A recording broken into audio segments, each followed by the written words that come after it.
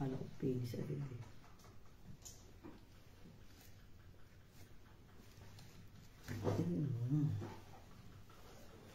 Live na? Wala pa ba? Gantay mo tayo.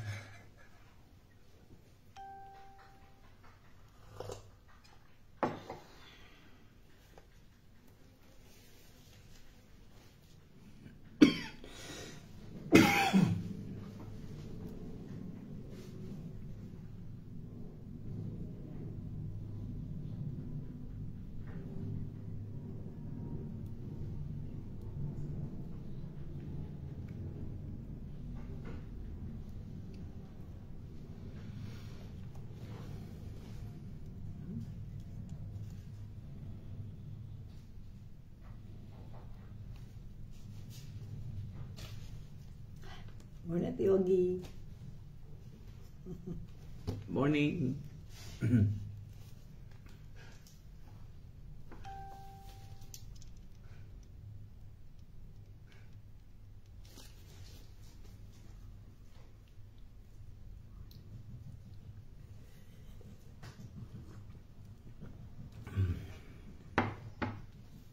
Morning po.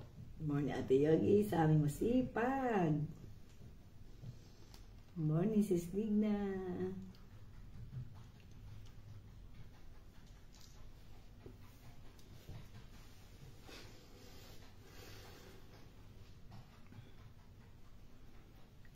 Hallelujah. Hello po, Sis Digna Pinili. Magandang umaga po.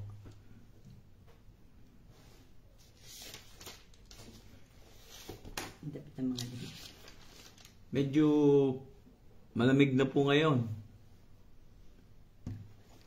Malamig ang panahon mula gabi. Hanggang ngayon malamig po dito sa amin. Sino pa yung ano? Meron pa.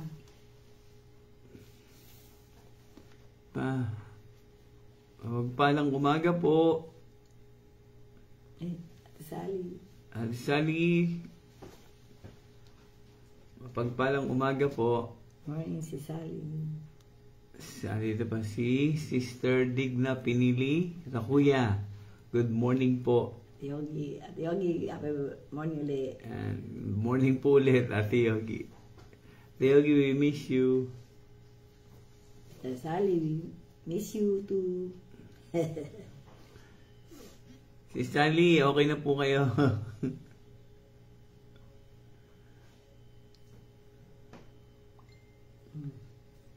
Patricia Pastora po. Patricia May. Hello po. Good morning, Mare. Mare. Andito rin po si Brother Larry Bautista. Magandang umaga po. Dora May. Dora May. Kachyon. Good morning po. Oh, si Ate Bea, the prophet. Morning, Sis Bea. Sis Bea, good morning. And then to si Sister Flor de Risa Raquel. Morning. Good morning po. Sis Carol Astor, good morning. Magandang umaga po. Ayan. Hallelujah. Ang ating pong pag-uusapan ay babalik po tayo sa Matthew 1. 1 and 2. Ayan. Babalik po ulit tayo. Nanaktawan po kasi. Hello, Sis Rowena del Rosario. Good morning po. Sis Kasing Balderrama. Good morning po. Ayan. Hallelujah. Hindi makakanta ng boses. Hindi po ako kakanta kasi yung boses ko, ano pa rin eh. Wala pa rin. Wala pa rin sa ayos.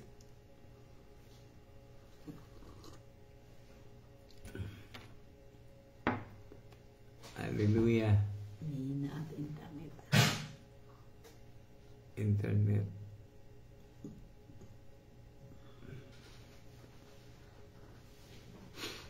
Kuya Manny, nanonood din. Oh. Hello, Kuya Manny. Hello, good morning. Mapagpalang umaga po sa inyong lahat. Ayan. Magbabalita pa tayo. Magbabalita po tayo. Balita. Magandang balita. Ayan.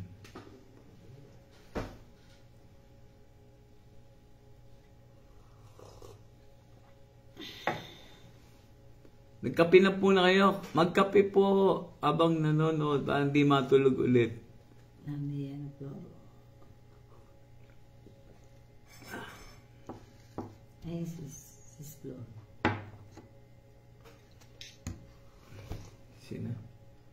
Good morning, good morning, good morning. Morning Hallelujah. po, sis Flo. Ate kasi, Flor Delis, salamat. Hello po, good morning. Kay Kuya Danny, yan.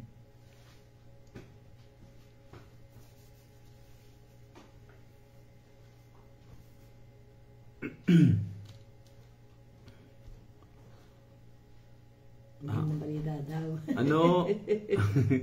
Ano po ang magandang balita? Magandang balita po ay kami ay nagising ulit. Ayan. At magbabasa kami ng magandang balita ng Diyos.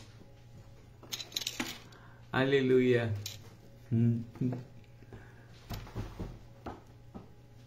Kasama naman. Ayan, tayo ay mag-umpisa na.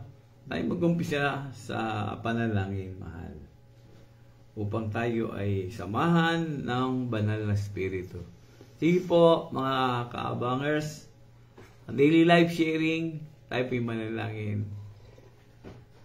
Amang Diyos na makapangyarihan sa lahat, marami pong salamat. Ikaw ay banal, ikaw ay Diyos, ikaw ay pag-ibig. Hallelujah. Praise to your holy name. Your name is Jesus. Hallelujah. Thank you, Holy Spirit. Be with us, O Lord. Hallelujah. Salamat, Ama, sa pagkakataong ito na ibinigay mo po para sa amin upang kami ay magkatipon-tipon, gumising, O Diyos, sa oras na ito upang ang aming Espiritu, Panginoon, ay makipagniig sa iyo. Panginoon Diyos, Hari ng Langit, help us, lead us, guide us. Let your knowledge, wisdom, and understanding be upon us, O Lord.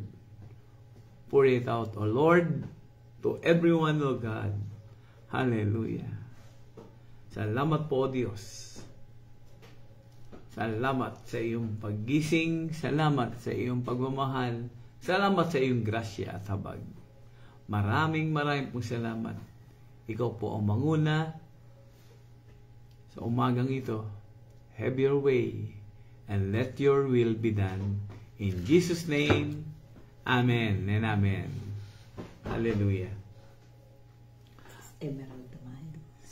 Good morning, Sister Emerald Tamayo. Emerald Tamayo. Yan, good evening. Good morning po. Good evening po ba sa inyo ngayon? Hallelujah. Praise be to God. At, ayan, wala na po. Nabati na po. So tayo po ay mag-uumpisa. Magbabasa po tayo ng Biblia ng Matthew 1. Matthew chapter 1 and chapter 2. Amen. Si Salve. Yun ang umpisahan ng Mateo 1 at 2. Good morning po sa lahat uli. Sis Lady Ramos, good morning po sa inyo. Kasi Teogi, ang ating magandang balita ay ayon kay Mateo.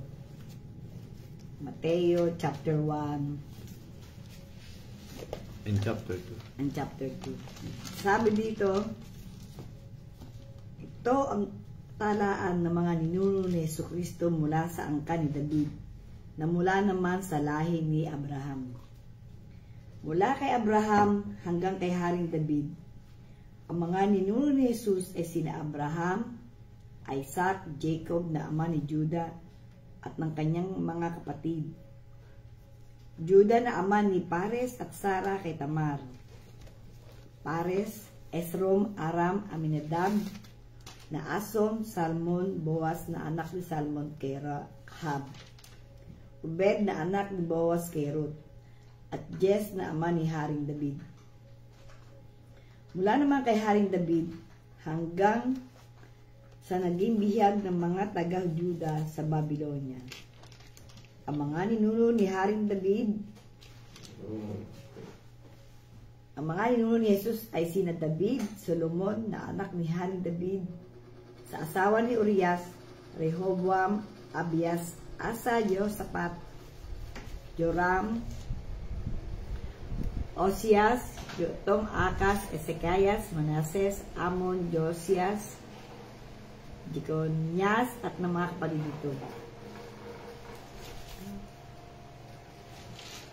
Verse 12. At pagkatapos sa sila'y maging biyag sa Babylonia hanggang sa ipinanganak si Jesus, ang mga ninuno niya ay sina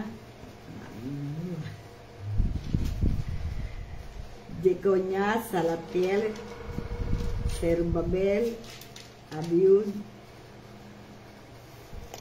Eliakim, Asor, Saduk, Akim, Eliud, Eliasar, Matan, Jacob, at si Jose na asawa ni Maria. Si Maria ang ina ni Jesus na tinatawag na Kristo. 17. Sa makatuwid, may 14 na salin-lahi mula kay Abraham hanggang kay David. 14 mula kay David hanggang sa pagkabihag ng mga Israelita sa Babylonia at 14 din mula sa pagkabihag sa Babylonia hanggang kay Kristo. Chapter 18, verse 18. Ito ang naganap ng ipinanganak si Jesucristo, si Maria na kanyang ina at si Jose ay nakatakda na magpakasal. Ngunit bago makasal, nagdadalang tao na si Maria sa pamagitan ng kapangyarihan ng Espiritu Santo. Subalit, dahil isang makatuwid na tao si Jose na kanyang mapapangasawa ay ayaw nito malagay sa kahihiyan si Maria. Binalak niyang hiwalayan si Maria ng palihim. Ngunit habang pinag-iisipan ni Jose, nagpakita sa kanya sa panaginip ang isang anghel ng Panginoon. Sinabi ito sa kanya, Jose, anak ni David, huwag kang matakot na pakasalan si Maria, sapagkat ang sanggol na dinadala niya ay mula sa Espiritu Santo. Magsisilang siya ng isang batang lalaki at Jesus ay ipapangalan mo sa sanggol, sapagkat ililigtas niya ang kanyang bayan sa kanilang mga kasalanan. 22. Nangyari nga lahat ng ito upang matupad ang sinabi ng Panginoon sa pamamagitan ng propeta. Maglilihi at isang berhen at magsisilang ng isang sanggol na lalaki at tatawagin itong Emmanuel. Ang kahulugan nito ay kasama natin ang Diyos. 24. Nang magising si Jose, sinunod niya ang utos ng anghel ng Panginoon at pinakasalan niya si Maria. Ngunit hindi niya sinapingan si Maria hanggang magsilang ito ng isang anak na lalaki. At Jesus nga ang pinangalan ni Jose sa sanggol. Chapter 2. Panahon ng paghahari ni Herodes sa Judea na ipinanganak si Jesus sa Bethlehem. May mga pantas mula pa sa silangan na dumating sa Jerusalem. Nagtanong-tanong sila na saan ang ipinanganak na hari ng mga Hudyo. Nakita namin sa silangan ang kanyang bituin, kaya't naparito kami upang siya'y sambahin. 3. Nang mabalita ito ni Haring Herodes, siya'y ligalig, gayon din ang buong Jerusalem. Kaya tinipon niya ang lahat ng mga punong pari at mga tagapagturo ng kautusan at sila'y tinanong, saan ba isisilang ang Kristo? Tumugon sila, sa Bethlehem po, sapagkat ganito ang isinulat ng propeta. 6. At ikaw, Bethlehem, sa lupain ng Juda, ay hindi pinakahamak sa mga pangunahing bayan ng Juda, sapagkat sa iyo nagmumula ang pinuno na mamamahala sa aking bayang Israel. 7. Nang mabatid ito, palihim na pinatawag ni Herodes ang mga pantas at inusisa kung kailan lumitaw ang bituin. Pagkatapos sila ay pinapunta niya sa Bethlehem na ganitong bilin. Hanapin ninyo mabuti ang sanggol. Kapag natagpuan ninyo siya, ipagbigay alam agad ninyo sa akin upang ako naman ay pumunta roon at sumamba rin sa kanya. 9. Pagkarinig sa bilin ng hari, sila ay nagpatuloy sa paghahanap. Ang bituin na nangunguna sa kanilang mula sa silangan ay tumigil sa tapat ng kinaraon ng bata. Ganun na lamang kanilang kagalakan nang makita ang bituin. Pagpasok sa bahay, nakita nilang bata sa piling ni Maria na kanyang ina. Nagpatira pa sila at sinamba ang bata. Inandog din nila sa kanya ang mga dalang ginto, insenso at mira. Nang papauwi ng mga pantas, nakatanggap sila ng babala sa pamagitan ng panaginip na huwag nang bumalik kay Herodes. Kaya nag-iba sila ng daang pauwi. 13. Pagkaalis ng mga pantas, nagpakita kay Jose sa panaginip ang isang anghel ng Panginoon. Sinabi nito sa kanya, bumangon at dali mo agad sa Ehipto ang iyong mag-ina. At huwag kayong aalis doon hanggat di ko sinasabi, sapagkat hanapin ni Herodes ang bata upang patayin. Bumangon nga si Jose, at nang gabing iyon, dinala niya sa Ehipto ang kanyang mag-ina. Doon sila nanirahan hanggang sa mamatay si Herodes.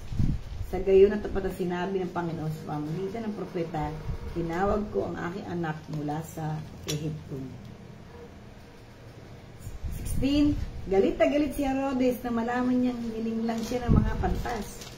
Kaya pinapatay niya ang lahat ng batang lalaki sa Bethlehem at sa paglibot ito mula sa gulang ng 2 taon pababa. Batay sa panahon sinabi sa kanya ng mga pantas. Sa gayon, natupad ang sinabi ni Propeta Jeremias. Narinig sa Rama ang isang tinig na pananangis at ng malakas na panaghoy. Tinatangisan ni Raquel ang kanyang mga anak. Ayaw niyang paaliw sapagkat patay na sila. 19. Pagkamatay ni Herodes, nagpakita kay Jose sa paligid o isang anghel sa Panginoon habang sila sa Ehipto. Sinabi sa kanya na anghel, bumangon at dali mo sa Israel ang iyong mag-ina, sapagkat patay na ang mga nagtatangka sa buhay ng bata. Kaya't bumangon nga si Jose at dinala sa Israel ang kanyang ina. Ngunit ang mabalitaan niyang nagahari sa Judea si Arkelao na anak ni Herodes, natakot siya pumunta roon.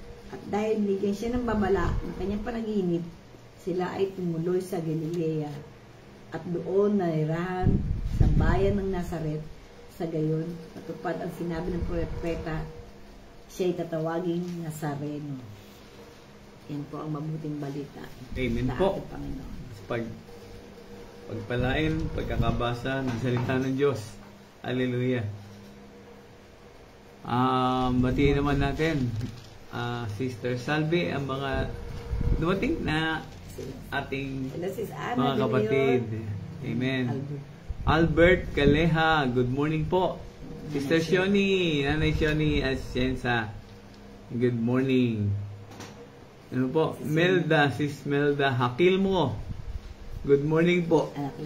Anakleta Paro Torres, ayan, good morning. Hindi si Ate Mila. Ate Mila, Kalingasan, Amen. Good morning po. Good morning po sa inyo lahat. Marisa Nunez, good morning. Mhm. Hello po. Ayan. Micaela Luna, Pastora, hello po. Ana De Leon, good morning po. And Sister Veronica Sidayon, hello po at mapagpalang umaga po sa bawat isa. Amen. So ang ating pong bibigyan ng atensyon ay ang Matthew 1 and chapter 2. Ayan. Sa pagkakabasa po, ito po, sa una pa lang, napakarami po ng mga lahi na pinagdaanan. Ang daming binasa, mga pangalan mula kay Abraham. At yan naman po ay mapapansin natin na puro in genealogy of Jesus, there is 3 sets of 14. From Abraham, yan po, ay puro 14 in 3 sets. 14 Abraham to David, David to bali puro 14. David to Babylon exile, nang sila po ay ma-exile sa Babylon, at 14 din po from exile to Jesus Christ. Ayan. Sabi po, ano ba ang significant ng number 14? Kaya po sinasabi yung puro 14 kasi 3 beses From Abraham to David, and then David to exile, that is also 14 years. And then 14 generation. So yung 3 set na po yan ay puro 14. Sabi, ano ba ang kinalaman ng 14? Baka namang coincidence. Dahil po ang 7 ay significance niyan ay perfection. Ang 14 naman po ay double portion. Hanggang naging 3 na nga 14. Puro 14. So it's perfected doon sa flows ng generation kung bakit naging 14 ang genealogy.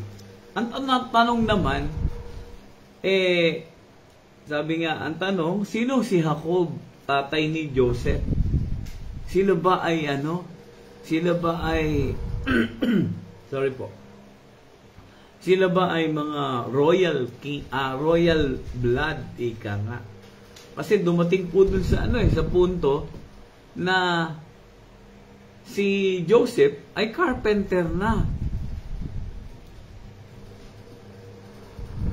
Kaya sasabihin natin, 'di ba, pagkakabasa natin, bakit gano'n nangyari? Karpentero na ang lahi ni from lahi ni David. Sila ang mga kings. Mga special na tao. Ayun po ang pinili. Ngunit kung iti-trace ay talagang ang lineage ni Joseph ay mga kingdom blood. Yan, mga lahi ni David. Sabi, di ba po kung babasahin natin, hindi naman kadugo ni Joseph si Jesus Christ. So para pong sumabit. Hindi nga po, kasi po ang lineage ni Joseph ay ang lahi ni David. Yan ang pangako. Alam niyo po kung saan ko nakuha ang pangakong yan ng Panginoon kay David. Mabasahin mo sa sa 2 Samuel 7:12-16. Dito. Ito. 2 Samuel 12. Ito. Ayan, basahin mo. 2 Samuel 7:12-16. Ayan. Kasi po, pangako yan ng Panginoon. Well, Oo, 12-16. sa 12 pagkamatay mo, isa sa iyong mga anak ang ipapalit ko sa iyo. Patatagin ko ang kanyang kaharian. Siya ang nagtayo ng templo para sa akin at sa kanyang angkan, magmumula at maghari sa aking bayan, magpakailanman. Ano pa? Until 16. Kikilanin ko siya anak at ako'y namay magiging ama niya. Parurusahan ko siya tulad ng parusa ng ama sa pagkakasalang anak. Ngunit ang paglingap ko sa kanya hindi magbabago. Di tulad na nangyari kay Saul. Magiging matatag ang iyong sambayanan, ang iyong kahari ay hindi mawawaglit sa aking paningin at natili ang iyong trono. 17, isinaysay ni Nathan kay David ang lahat ng sinabi sa kanya ni Yahweh. Amen. Hallelujah. Yan po ang pangako ng Panginoon kay David na doon po sa 16, ang sabi po, "And your house and your kingdom shall be made sure forever. Before your throne shall be established forever." So hindi po mawawala ng scepter ang lahi ni David. Kaya po dumating hanggang kay Joseph at kay Jesus po. Yan ang pangako, ang scepter, ang mag-ahari and reign forever. Ngayon po, ganun din naman po sa awit. Ang sabi po ng awit, awit 89, 3 and 4. O sige, mahal, basahin mo. At sabi mo, O Yahweh, ikaw ay may tipan na iyong ginawa kay David mong hirang. At ito ang iyong pangakong iniwan. Isa sa lahi mo'y laging maghahari. Ang kaharian mo ay mamamalagi. Ayan. Ang kaharian mo ay mamamalagi. O, pangako yan ng Panginoon kay David. Kaya po nag-end up na kay Joseph and to Christ. Kasi yan po ay propesya. Kaya, ang ano naman po, anong tawag dito? Meron pang isang tanong eh. Ang tanong dito ay makikita natin sa meron po ako napansin dito kay ang tatay ni Joseph, bali sa 1:16, Matthew 1:16, basahin mo. Matthew 1:16 and Luke 3:23. Meron po ako napansin kasi dalawa yung tatay ni na nakalagay sa Matthew 1:16 at Luke 3. Basahin mo. Matthew 1:16. At pagkatapos sila maging biyag sa Babylonia, Oo. hanggang sa pinanganak si Jesus, ang mga ninuno niya ay sina Jeconias, Salatiel, Zerubabel, Ebium, Eliakim, Asor, Sadok, Akim, Elisar, Matan, Jacob, at si Jose na asawa ni Maria. Si Maria na ina ni Jesus, tinawag na Kristo. Doon yan sa lahi ni Joseph. Ngayon, doon naman sa lahi, dalawa. Luke 3:23. Luke 3:23. Luke 3:23. Ito. 30 taon na si Jesus nang magsimula siyang mangaral. Ayon sa palagay ng mga tao, siya ay anak ni Jose na anak ni Eli. Siya ay anak, si Jesus po ay anak ni Jose na anak ni Eli. Na anak ni Matat ay anak ni Levi na anak ni Melki, at si Melki na may anak ni Jana. Ito pong si Eli, ito po pala ay in the mother side kay Maria. Yan. Sabi ko, oh, paano naging dalawang tatay? Dalawang tatay, biyanan pala yun. Iyon. So, bali po, ang Matthew 1 ay ang genealogy na ini-explain sa atin ng Biblia kung saan nanggaling ang ating Panginoong Hesukristo. It's a royal blood po mula doon kila Abraham to David to Boaz, ayan, kay Solomon. So nag-end up po doon sa kay Joseph na merong namang royal blood, kasi po 'di ba nakakagulo, from royal blood to carpenter. Parang humiwalay. Kasi nga po, naghirap po. Kasi po, na-exile. Nawalan sila ng power. Hindi na ganoon katulad nung panahon ni Haring David. So, kaya po, nag-end up doon sa carpenter. Hallelujah. Meron po mga propesya na talagang it will point out doon sa mga pangyayari na magpo-point out dito sa genealogy of Jesus. Katulad po ng yung sinabi natin sa Matthew 1:16, sa 2 Samuel. Dahil po, dito naman sa Matthew 21 to 22, ang sabi po dito, narito ang dalagay, magdadalang tao, at manganganak ng isang lalaki. At ang pangalan itatawag nila sa kanya ay Emmanuel, na kung liliwanagin ay sumasa atin ang Diyos. Nagkaroon ba ng prophecy? Kasi po, ang Old Testament ay shadow ng bagong tipan. Nang dumating ang Panginoong Hesukristo, ay nangyari. So, prophecy ay totoo.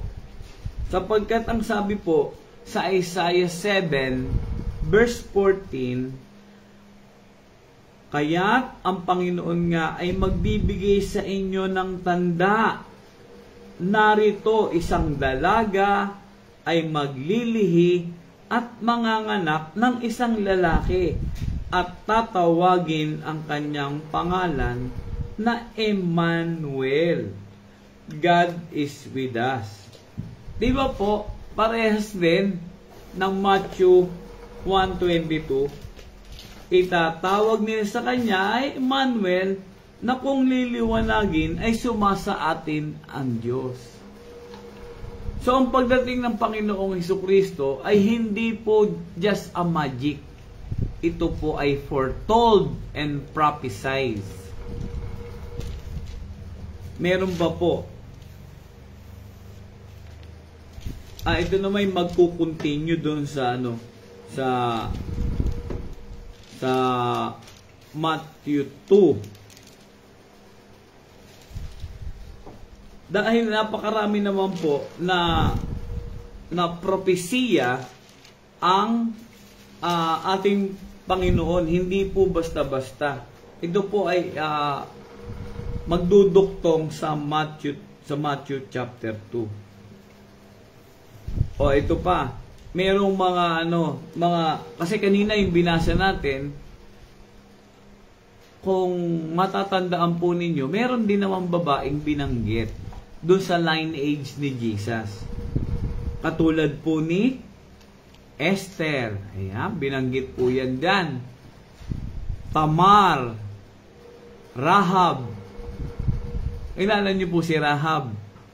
O Rahab, siya po ang tumulong doon sa 10 spies.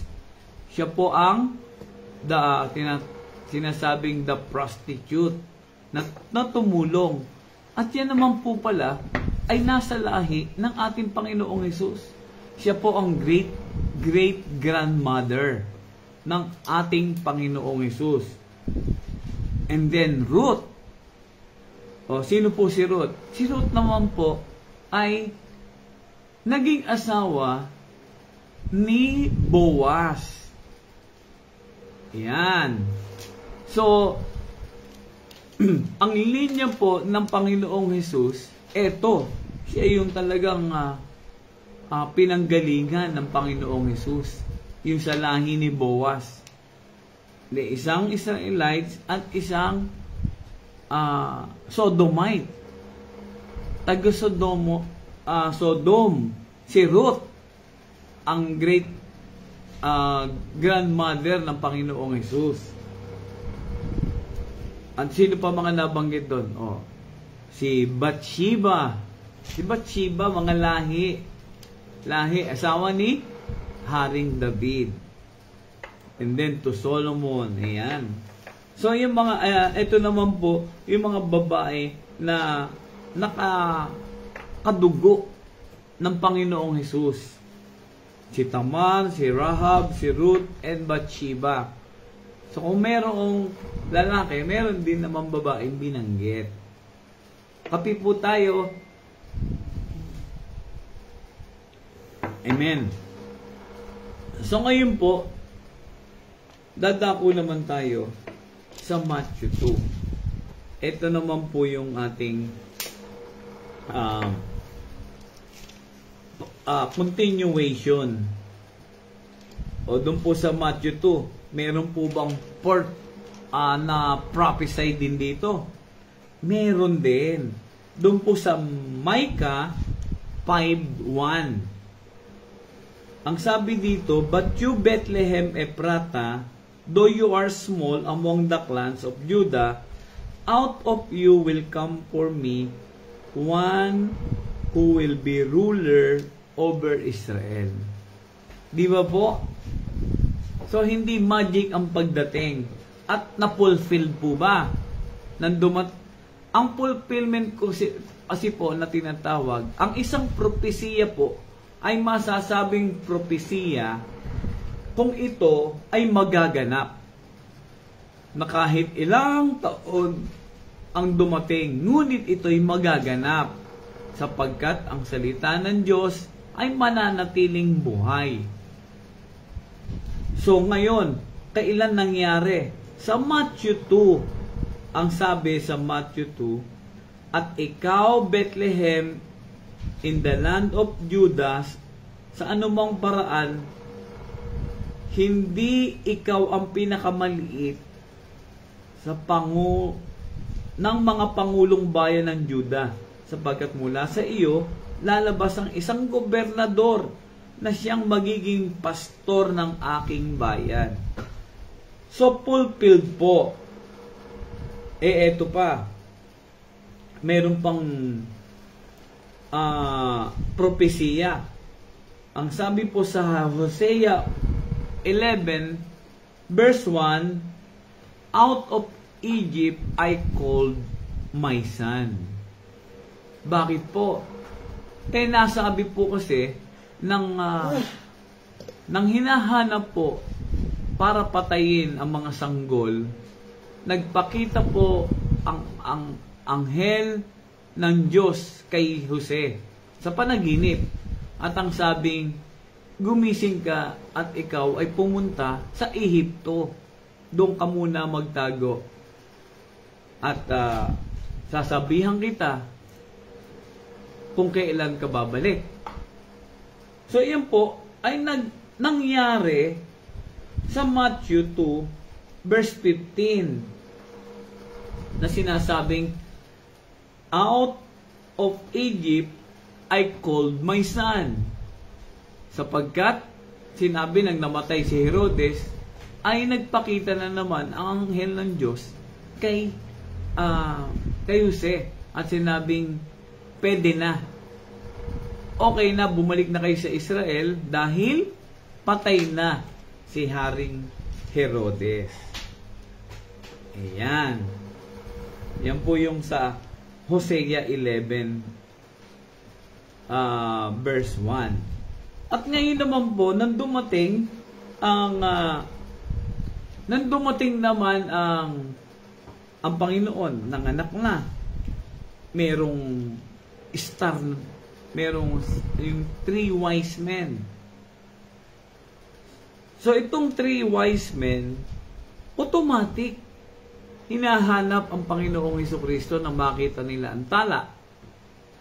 At sa antalang iyon, ang sinasabi po, ito'y pantas. Ito po yung mga tao na matatalino. Diba? Alam nila ang na darating ang Panginoong Hesukristo. Sapagkat sila po ay nangangapagbasa ng salita ng Diyos. Na prophesy, alam nilang darating. So, ang sabi po dito ay mayroon silang dalang regalo. O diba, nagkaroon pa rin sila ng na-meet pa nila si Herodes, na nagsabi, kasi po, kailangan mo dumaan sa mga namumuno. Meron po silang respect doon kila Herodes. Sapagkat si Herodes, ang namumuno, ay sila'y dumaan doon kasi as a respect, kung hindi sila ay kukulong. Para pong intruder sa bayan. So sila ay dumaan doon kay Herodes para alamin nasaan ang ang magiging hari ng Israel. Siyempre, ikaw ang hari. Pagkatapos, bigla kang sasabihin, may panibagong hari. Of course, magugulo yun. So itong mga pantas, panggulo din. Akala ko matalino, pero hindi. Sapagkat nalaman nila na ang hari ng Israel o namumuno o the governing bodies na si Herodes ay kaaway pala ng ating Panginoon. Makati pa po lang munang ko. Amen po. So ito pong 3 wise men ay may dalang automatic na mga regalo. Ito po ang gold, myrrh, at frankincense. Bakit po kaya ito yun ang dala-dala nila? Meron ba meron bang significance? Bakit dala? Ang gold po, ang sabi, symbolize kingship. A precious metal used to make crowns and the Ark of Covenant. Yun. Sapagkat ito pala ay nagamit noon sa the Ark of Covenant, itong ginto. Na ito pala ay special na metal upang magamit. Upang ito ay mairegalo sa special na tao. At ang pangalawa po ay ang frankincense. Ang frankincense naman po ay ito daw ay symbolize Jesus' deity. A fragrant resin or gum that was burned into the temple as an offering to God. Lagot symbolize Jesus' willingness to sacrifice Himself. So merong mga significant or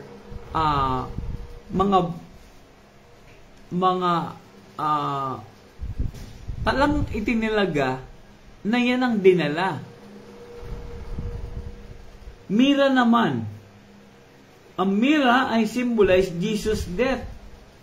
An embalming oil used to preserve dead bodies and a foreshadow Jesus' execution by crucifixion.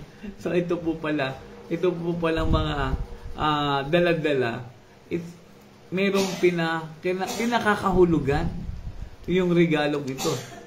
Dapat, di ba, ang regalo, gold, diamond, and silver. Hindi. Ang dala-dala ay ang mga gold, frankincense, and myrrh na tumutukoy at nagpo-point doon sa mga mangyayari sa Panginoong Jesus. Ayan. So, yan pala ang mga regalong iyan. So, ang Matthew 2 po, the key events na para natin matandaan ay ang pagdalaw ng 3 pantas, sa pamamagitan ng bituin. Pangalawa, nang malaman ng Haring Herodes na merong ibang hari ay isisilang, siya ay nabagabag sa kadahilanan ng balita ng 3 wise men. And ngayon, ang 3 wise men naman ay natagpuan ang ating Panginoong Hesus sa pamamagitan ng tala. At nakita naman nila si Joseph, si Mary, at ang sanggol. Sa pang-apat na mga dapat tandaan sa Matthew 2, nang hinahanap upang patayin ang bata, si Maria at si Jose ay pumaroon sa Ehipto upang magtago. Panglima, nang namatay si Herodes at nagpakita na muli ang anghel ng Panginoon, ay bumalik na sa Israel at sila ay nanahan muna sa Nazaret. Naya po pala sa Nazaret sapagkat tinatawag siyang Nazarene. Yan. Kasi siya ay tumira sa Nazaret. Pero sa Bethlehem siya pinanganak. Ayan.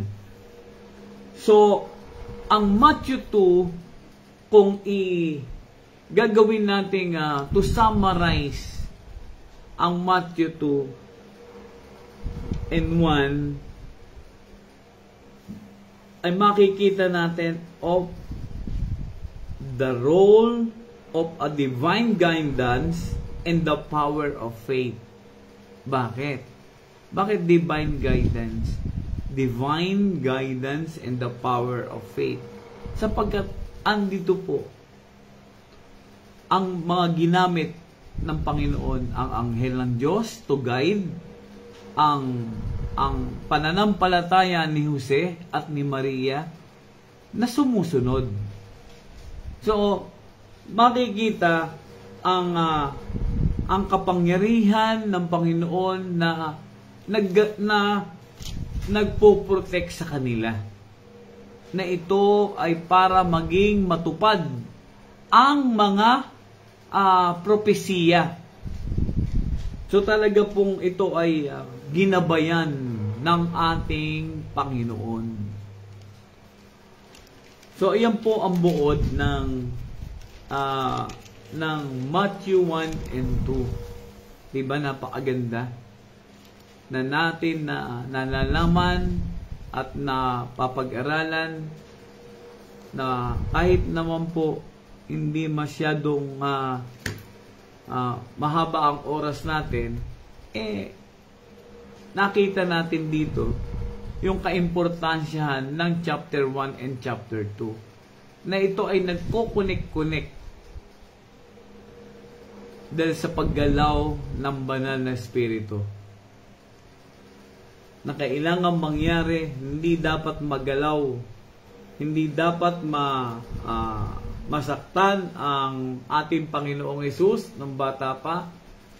So ito po ay isang bagay na kailangan nating malaman kasi po it will be on magiging pundasyon ng ating pananampalataya na ang pagdating ng Panginoong Hesus ay hindi basta-basta lamang. ito ay precise and foretold, at yung ating pag-aaralan ng iba pa mga propesiya ni Daniel, ito po ay perfect. Perfect in a sense of time, years to come, bago dumating ang ating Panginoong Hesukristo. Yun pala, Ate Yogi, insenso, frankincense, at mira. Insenso pala yung frankincense. Ayan. Diba? So, ayan po ang ating pinag-aralan ngayon. At ngayon po, dun sa ano naman panghuli na po ito. Ano naman ang number 14? Diba? Lagi sinasabi, ikalabing-apat. So, na-divide ang kanilang genealogy, and then pass it through to David, exile, is 14 din. And then, from exile to Jesus is 14 din. So, talaga pong merong mga signify structure, deliberate path to the Messiah. So talagang ipinorma bago dumating ang ating Panginoong Jesus. So ayan. So meron pa po tayong 10 minutes. In 10 minutes na po yan ay mag-ano po kayo. I-share nyo naman po sa akin. So, napakaganda na ganitong gawain meron tayo. At tayo po ay minsan, kung pero po mga katanungan, yan po naman ay isesend nyo sa akin. I-PM nyo po ako kung may tanong at sasagutin ko po kayo, promise. Dun sa ating nabasa. Dun sa ating pinag-aralan ngayong 1 and 2. Huwag po kayo magtanong sa akin nang kung lampas dito. Maganda po yung tinakil natin.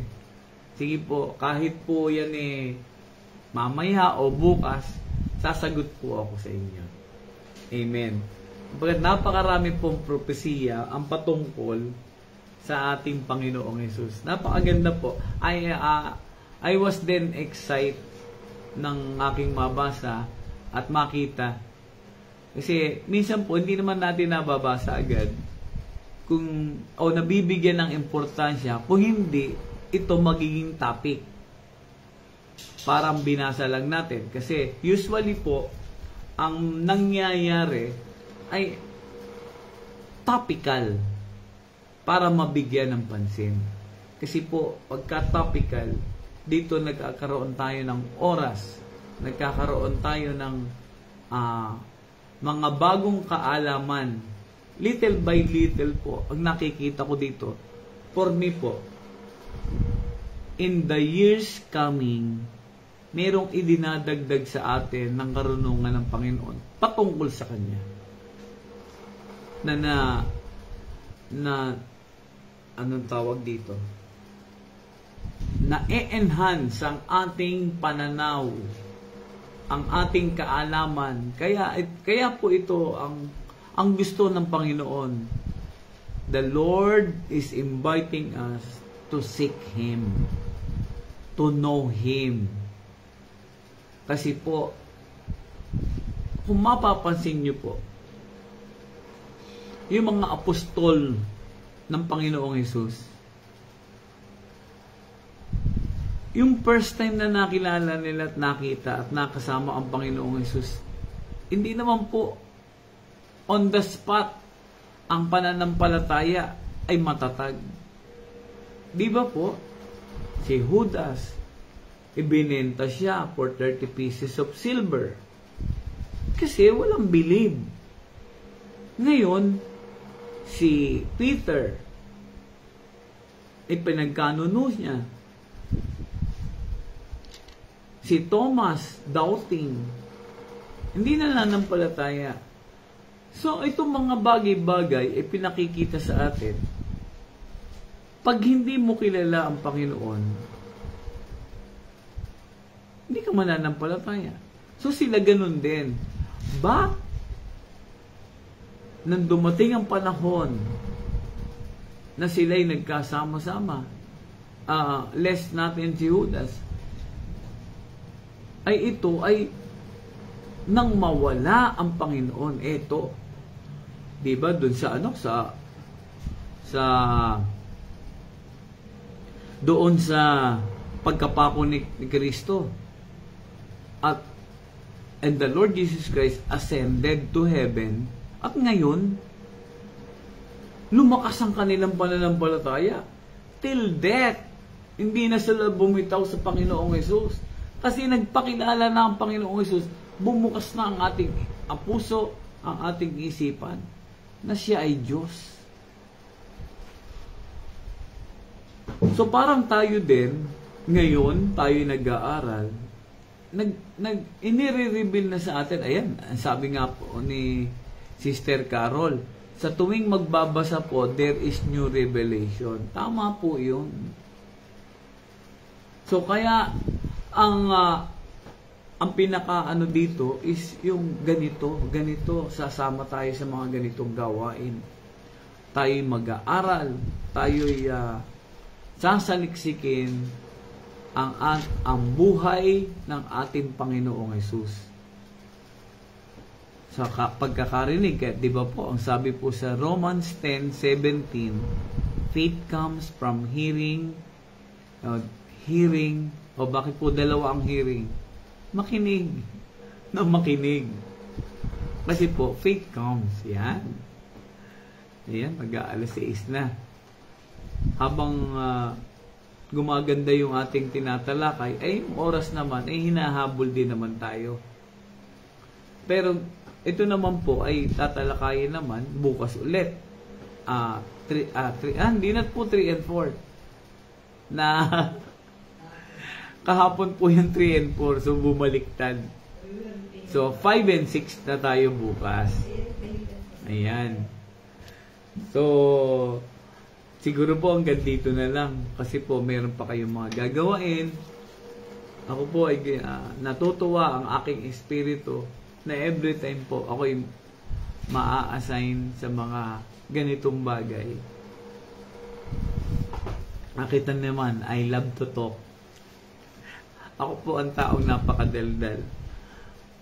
So, maraming istorya sa buhay, ngunit iyan ay mga lumang pagkatao. Ayan. Ngayon po, ang tinatalakay naman ay ang mga salita ng Diyos. Ayan po. Sige po, tayo ano po sabi ni Rosemary? Pag inuulit-ulit, ibig sabihin, napaka-importante. Ayan, tama po. So, inuulit-ulit po talaga ang mga salita ng Diyos. Katulad ni Martha. O, ayan, ulit-ulit yun, di ba? Ano pa po ang mga inuulit-ulit sa ng Panginoon? Kasi po, ito po ay anong tawag dito? Significance of seriousness. Pagka pinaulit-ulit yung hearing and hearing, importante.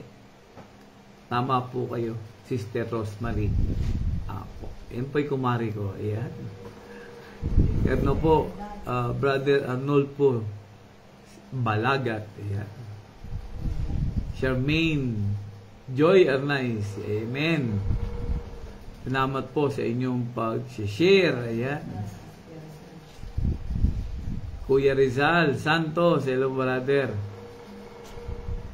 Kumusta po kayong lahat? Pastora Imelda, hindi naman, Binyanuel, hello po. Good morning. So, amen po. Wala na po tayong oras. Sige po, tayong manalangin. Hallelujah. So, ayan po ang Matthew 1 and 2 ngayong umaga. Ayan, maraming pong salamat sa pagsama sa isang oras na ating pakikinig ng salita ng Diyos. Sige po, tayo po'y lumapit muli sa presensya ng ating Panginoon. Heavenly Father, in Jesus' name, salamat Panginoon sa pagkakagising mo po sa amin na kami po, Panginoon, ay tinalagang mo nagisingin upang kami ay makinig sa iyong salita. Panginoon, it's a privilege to be chosen, Panginoon, na maging isang inihahanda mong warrior upang maghayag ng iyong salita. Panginoon, ang lahat po, Panginoon, na nakikinig, tumunghay, sila po'y gagamitin mo, Panginoon, in your mighty way. Lord, in the name of Jesus, ang banal mong Espiritu, Panginoon, ang mag-i-empower sa bawat isa upang ang lahat ng iyong salita, O Diyos, will remind them the greatness ng salita mo, Panginoon, sapagkat ito'y buhay, ito, Panginoon, ay isang patutuo na ikaw ay tunay na Diyos sa aming buhay at sa lahat ng bansa. Panginoon, pagpalain mo ang kanilang pamilya, ang kanilang mga apo, palakasin sila, Panginoon, ng pangangatawan upang handa sa anumang oras na sa kanilang paglakad at paghayo ay mayroong kalakasan. Panginoong Jesus, anuman po ang kanilang mga desisyon sa buhay, kanilang mga gawa ng kamay ay pagpalain. Lord, salamat sa umagang kay ganda. Salamat sa buhay na kaloob sa iyong grasya at habag. Have your way and let your will be done sa aming buhay. In Jesus' name we pray. Amen and amen. Yan, salamat po muli sa bawat isa. Pagpalain po kayo ng Diyos. Amen and amen. Bye-bye po. God bless you all.